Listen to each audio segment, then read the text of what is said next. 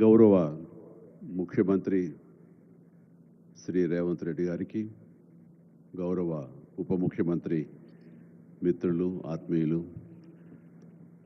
బట్టి విక్రమార్క గారికి, ఇతర దిగ్గజాలకి, ఆహ్వానితులకు ప్రతి ఒక్కరికి నా హృదయపూర్వక నమస్కారాలు. తెలుగులో మాట్లాడడం కొంచెం చేంజ్ ఉంది కదా మీ చెవులకి. So let me have the privilege in talking our mother tongue.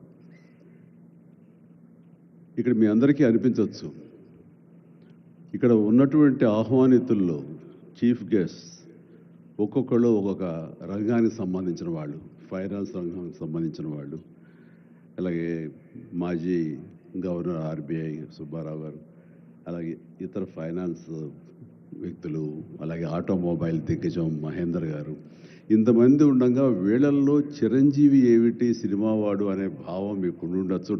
మీకు కదా, నాకే ఉంది అది. నేను ఎంతో ఇక్కడ ఫిట్ అవుతాను అని నాకే అనిపించచ్చు.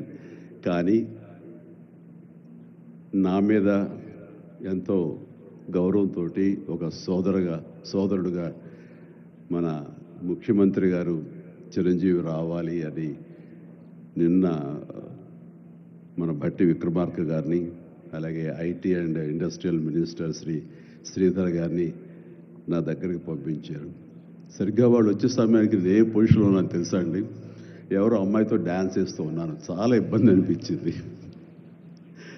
అన్నపూర్ణ స్టూడియోలో. సో ఆ సమయంలో వాళ్ళిద్దరు కూర్చోబెట్టి షూటింగ్ ఆపేయండి అని చెప్పి వారి ఇచ్చిన తర్వాత అంత ఆప్యాయంగా నన్ను ఆహ్వానిస్తుంటే, ఇంత గొప్ప సభకి, ఇలాంటి ఒక గొప్ప గ్లోబల్ సమ్మిట్కి, తెలంగాణ రైజింగ్ అంటూ ఒక గొప్ప ఇనిషియేషన్కి 2047 ఇది ఎట్లా ఉండాలి అనే ఆ ఊహ తన బ్రెయిన్ చైల్డ్ అయినటువంటి మన ముఖ్యమంత్రి గారు ఆహ్వానిస్తే అది చాలా ప్రివిలేజ్డ్గా ఫీల్ అయ్యాను, ఎంతో గౌరవంగా ఫీల్ అయ్యాను, ఎంతో ఆనందంగా ఉన్నాను. మీ అందరితో పాటు ఈరోజు ఇక్కడ నేను పార్టిసిపేట్ చేయడం అనేది నాకు దక్కిన గొప్ప అవకాశం, గొప్ప అదృష్టంగా నేను భావిస్తున్నాను. అయితే ఇక్కడ కేవలం చిరంజీవికి మాత్రమే ఇచ్చారు, అందుకే చిరంజీవిని ఆహ్వానించి అక్కడ కూర్చోబెట్టారు అని నేను అనుకోవటం లేదు.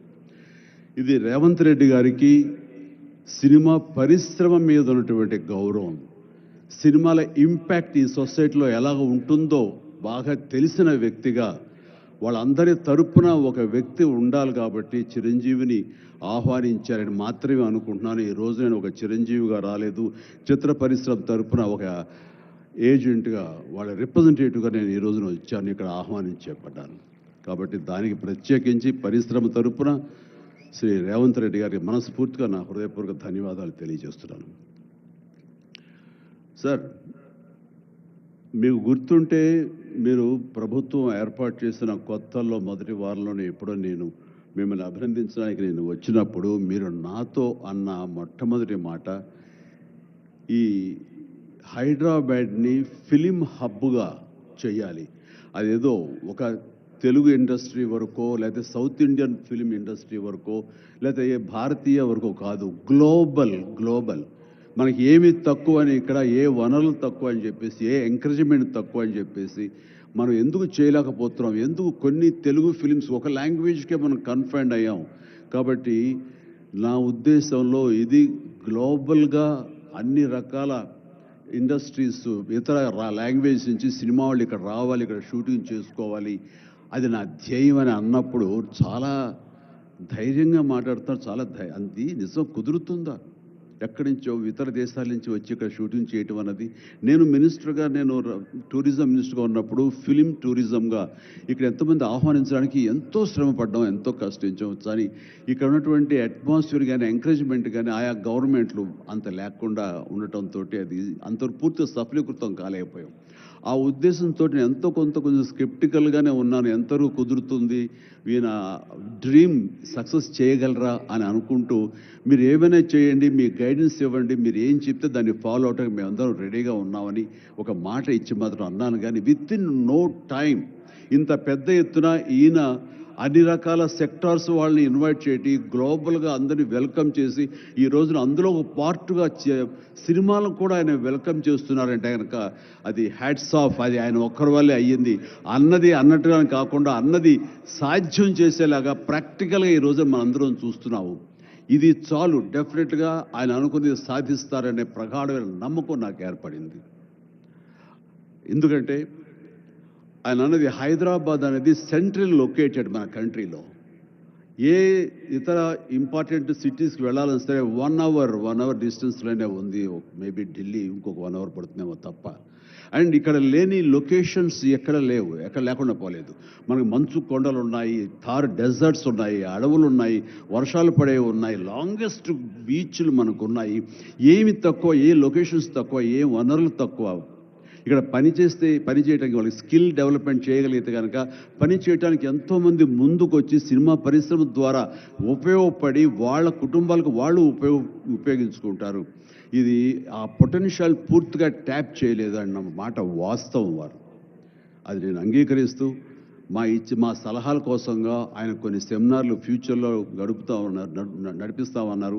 ఇప్పుడు కూడా అలాంటి చిన్న సెమినార్లు మా పెద్దల మధ్య, సినిమా పెద్దల మధ్య జరిగింది. అయితే ఇది కాంప్రహెన్సివ్గా కన్సాలిడేట్గా జరిగేలాగా విత్ ఇన్ షార్ట్ టైం మేము అందరూ కూడా ముందుకు వస్తాము. ఇక్కడ ప్రపంచానికే ఇది అద్భుతమైనటువంటి సినిమా హబ్గా హైదరాబాద్ని చేయటంలో మేమందరం ముందుంటాము.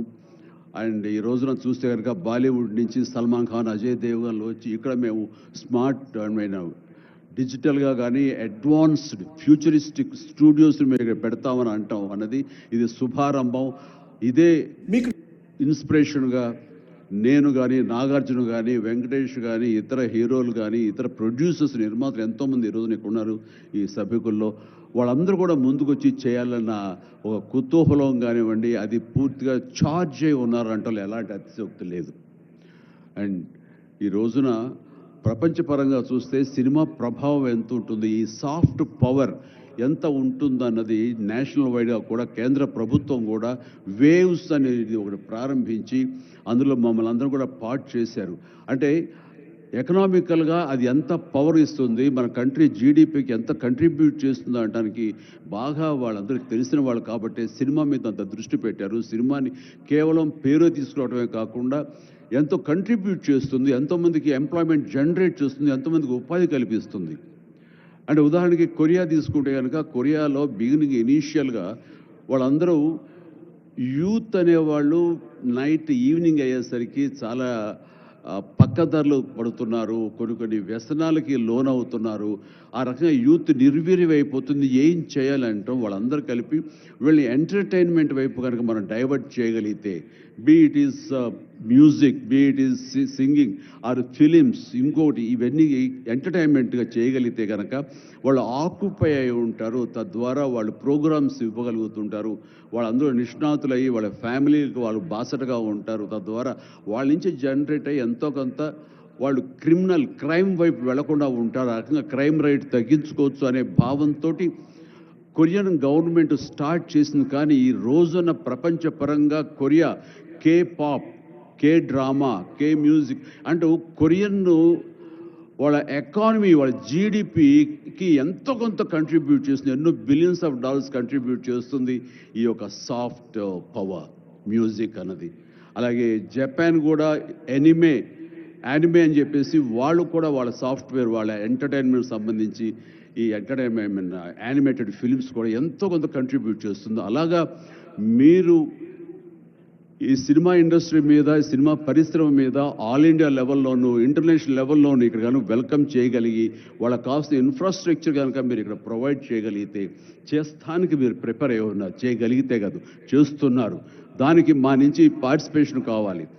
ఉదాహరణకి బట్టి గారు నిన్న అన్నారు, సో మన ముఖ్యమంత్రి గారు మీ అందరికీ కూడాను ఇక్కడ ఏమి కావాలి, ఎలాంటి ఇన్ఫ్రాస్ట్రక్చర్ కావాలి, ఏ రకమైన వసతులు ఏర్పాటు చేయాలి అని చెప్పండి అన్నప్పుడు నాకు వెంటనే స్పాంటైనియస్గా తోచింది, నేను వారితో పార్టిసిపేట్ చేస్తాను. ఇక్కడ స్కిల్ డెవలప్మెంట్ కోసంగా మనకు కొన్ని ఇన్స్టిట్యూషన్స్ పెట్టాలి. అది డ్రైవర్ల దగ్గర నుంచి, మేకప్ మెన్ల దగ్గర నుంచి, కాస్ట్యూమర్స్ దగ్గర నుంచి, ఒక ఎడిటింగ్ దగ్గర నుంచి, సౌండ్ సిస్టమ్ దగ్గర నుంచి, కెమెరామెన్లు, డిఓపీలు, అండ్ యాక్టింగ్ సంబంధించిన స్కిల్స్ కానివ్వండి, అలాగే డైరెక్షన్ కానివ్వండి, వాట్ నాట్ ఎన్నో ఈ ఇండస్ట్రీలో ఎన్నో శాఖలు ఉన్నాయి. ఆ శాఖల్లో ఎంతోమంది ఎంతూజియాస్టిక్ కుర్రవాళ్ళు ఉన్నారు. వాళ్ళు చదువు ఒక మాదిరి చదివైనా సరే ఆ చదువు ఏం తెచ్చి పెడుతుంది అనుకుంటే కనుక ఈ రోజున గొప్ప గొప్ప డైరెక్టర్స్ ఉన్నారు. ఈ రోజున ఇంటర్నేషనల్ లెవెల్కి మన సినిమాని తీసుకొస్తున్న డైరెక్టర్ వాళ్ళందరూ డిగ్రీ కూడా చదవలేదు. సో చదువు ఇది ఇంపార్టెంట్ కాదు, మీకున్న ఇంట్రెస్ట్ ఇంపార్టెంట్. ఇచ్చేటువంటి గవర్నమెంట్ ఆఫ్ తెలంగాణ ఈ రోజున మనకి ఇస్తున్న ఈ అవకాశాలను సద్వినియోగం పరుచుకుని మీరందరూ కనుక రాగలిగి ముందుకు వచ్చి ఈ యొక్క ఇన్ఫ్రాస్ట్రక్చర్ సంబంధించి వీళ్ళు ఇచ్చిన ఫెసిలిటీస్ని వినియోగించుకుంటూ స్కిల్ డెవలప్మెంట్ ముందు చేసుకోగలిగితే కనుక మీరు ఎక్కడికి వెళ్ళినా సరే వాళ్ళు ఎంతోమంది వెబ్ సిరీస్ తీస్తున్నారు, అలాగే టీవీ సీరియల్స్ తీస్తున్నారు, సినిమాలు తీస్తున్నారు, పెద్ద సినిమాలు తీస్తున్నారు, చిన్నవి తీస్తున్నారు. అలాగే ఈ రోజున కేవలం స్క్రీన్ మీదే కాకుండా మొబైల్కి సంబంధించినటువంటి సినిమాలు కూడా చాలామంది తీయటానికి రేటు సమాయత్తం అవుతున్నారు. ఇది ఫ్లిప్ అని ఇంటర్నేషనల్గా వస్తుంది. ఇప్పుడే మహేంద్ర గారు నాతో మాట్లాడుతూ ఈ వర్టికల్ సంబంధించిన ఫిలిమ్స్ 3 minutes నిడివి అయితే 10 minutes మ్యాక్సిమం 10 minutes నిడివి ఉన్నటువంటి సినిమాలు మనం చేయగలిగితే అది ప్రతి వాళ్ళ చేతుల్లో ఉండి అది వాళ్ళందరూ ఎంటర్టైన్ చేయగలుగుతుంది. దానివల్ల ఎంతో ఎకానమీ మనం డెవలప్ చేయొచ్చు, ఎంతోమందికి ఉద్యోగ అవకాశాలు ఇవ్వచ్చు. నేను దాన్ని ఇనిషియేట్ చేస్తానంటూ మహేంద్ర గారు చెప్తూ వచ్చారు. సో ఇవన్నీ కూడా ఇది సాదాసీదాటువంటి కాదు. సినిమా ఏదో ఆడుతుంది, 2 రోజులు డబ్బులు తెచ్చి పెడుతుంది, వాళ్ళు ఏదో మిగుల్చుకుంటారు కోట్లు అంటే తేలిగ్గా చూడదు. దీని వెనకాల చూస్తే కనుక లక్షలాది మంది యూత్ ఈ అవకాశం సద్వినియోగపరుచుకుని అభివృద్ధికి రావచ్చు, పేరు ప్రఖ్యాతులు సంపాదించవచ్చు. తద్వారా ఇన్ రిటర్న్ మీరు కూడా ఈ కంట్రీకి, మన తెలంగాణకి మీరు ఎంతో కొంత ఎకనామికల్గా మన గ్రోత్ అవడానికి ఆర్థికంగా కూడా మీ సపోర్టు లభిస్తుంది. ఇది మ్యూచువల్లీ రిసిప్రోకల్. కాబట్టి ఈ రోజున ఇక్కడ స్టూడియోకి స్థలాలు ఇస్తామంటున్నారు. స్కిల్ డెవలప్మెంట్కి కావాల్సిన క్లాసెస్ కావాల్సిన ఫ్యాకల్టీస్ కనుక అధ్యాపకులు మనం తెచ్చుకుంటే వాళ్ళ ద్వారా ఎంతోమంది ట్రైనింగ్ ఇచ్చిన వాళ్ళం అవుతాము. ఇది సద్వినియోగపరచుకోండి. దీని మీద మన ఇండస్ట్రీలో పెద్దలు కూడా సీరియస్గా ఆలోచించండి.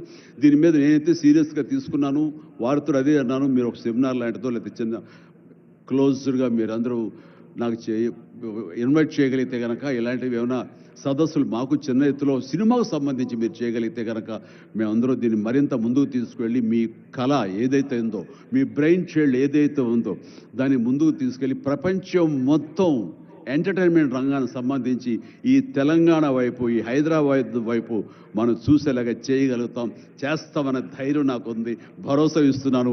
నా వంతు కృషి నేను చేస్తాను. నా ఈ అవకాశం ఇచ్చేందుకు ధన్యవాదాలు మా ముఖ్యమంత్రి గారికి, అలాగే ప్రతి ఒక్కరికి నా హృదయపూర్వక ధన్యవాదాలు మరొకసారి తెలియజేస్తున్నాను, ముగిస్తున్నాను. జై తెలంగాణ, జై హింద్. ధన్యవాదాలు సార్. మీరు మా చెవులకు పట్టిన తుప్పును వదిలించారు తెలుగులో మాట్లాడి.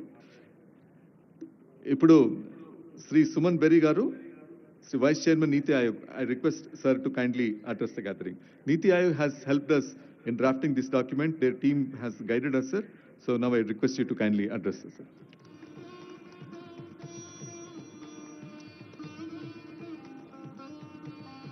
Thank you, Chief Secretary. Honorable Chief Minister, Deputy Chief Minister. First, it's not easy to follow perhaps the most charismatic actor in India, but I'll do my best. Sir, you are a member of my governing council.